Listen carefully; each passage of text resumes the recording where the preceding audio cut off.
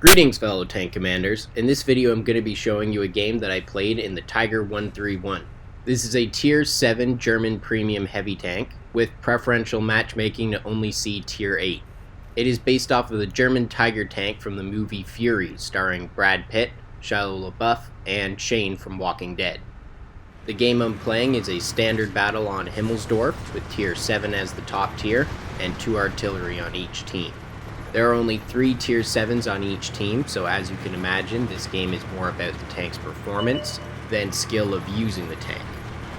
Now normally with a Tiger style tank I would be tempted to go towards the train tracks, where there's a good chance that you'll get some distance fighting in, which is what Tiger style tanks excel at.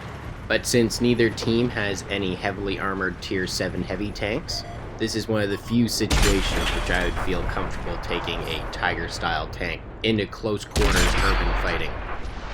The Tiger 131 has a ridiculous damage per minute.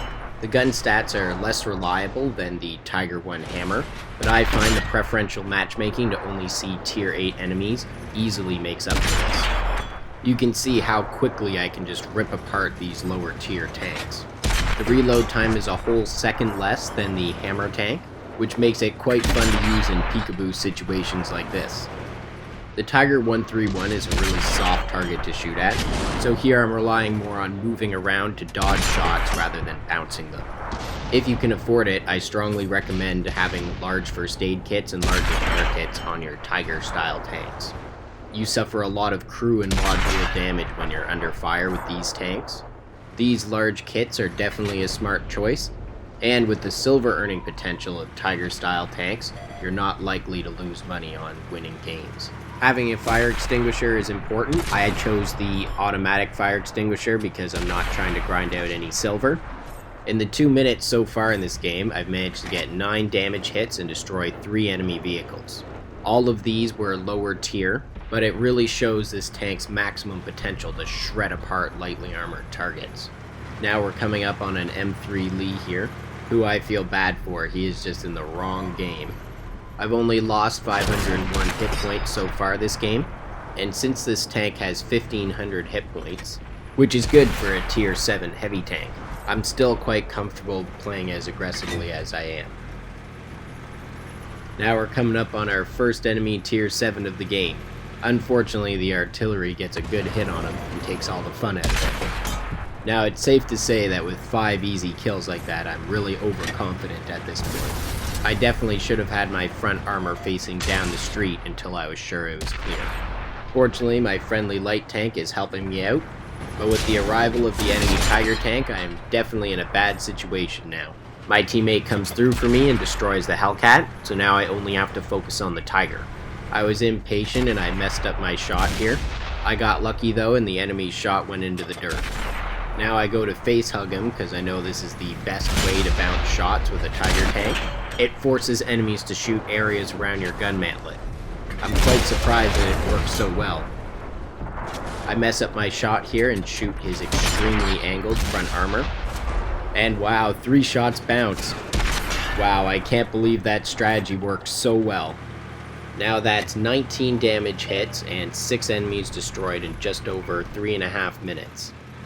I've sped up the game here until we can get back in the action. I'm signaling to my friendly light tank to get off the base so that we can try to get some more kills. We have a clear advantage here, and the last 2 heavy tanks are tier 5 with a tier 6 artillery. Unfortunately, he stays on the base, so our time to hunt down the remaining enemies is very limited. I've got some really easy shots here on the tier 5 heavy tanks. This tank's awesome rate of fire and high damage per minute make short work of them. Oh yeah, burn baby burn. Since my teammate has captured the base, we're not able to hunt down the remaining artillery, which is unfortunate because I really would have enjoyed the chance to get that last kill. That was a very quick game, under 5 minutes, so let's check the post-game stats and see what this awesome tank was able to do in such a short time. For this game, I earned 204,000 silver. This is with a 25% multiplier from the German Playoffs op, a 25% multiplier from the I Will Survive op, and 10,000 from the Peekaboom op. I earned 7,578 experience. with the 2 times daily multiplier and an additional 25% from the German playoffs op. I destroyed 8 enemy vehicles, dealt 4,332 damage, and bounced 940 damage. For this game, I was awarded High Caliber, a Mastery Badge First Class, Top Gun for destroying 6 enemy vehicles, Devastator for destroying 7, and a Radley-Walters Medal for destroying 8. I placed at the top of my team, earning a base XP of 2,062. I managed to hit 26 of my 30 shots, and get 23 penetrations from those. In terms of crew and module damage to the enemy, I damaged the radio on the VK-30.01H, I injured the driver on the M6, damaged the engine and fuel tank on the T1 Heavy, and damaged the turret and fuel tank on the KV-1. Now I'm just going to quickly show you that this was my first game with the Tiger 131. Wow, 8 kills in a game. Something tells me I'm not going to be able to keep that up. Well, that's all for this game. I hope you enjoyed seeing the awesome potential the Tiger 131 has to rip apart light enemies. I look forward to sharing more games that I play with the Tiger 131. Stay tuned for more awesome World of Tanks videos.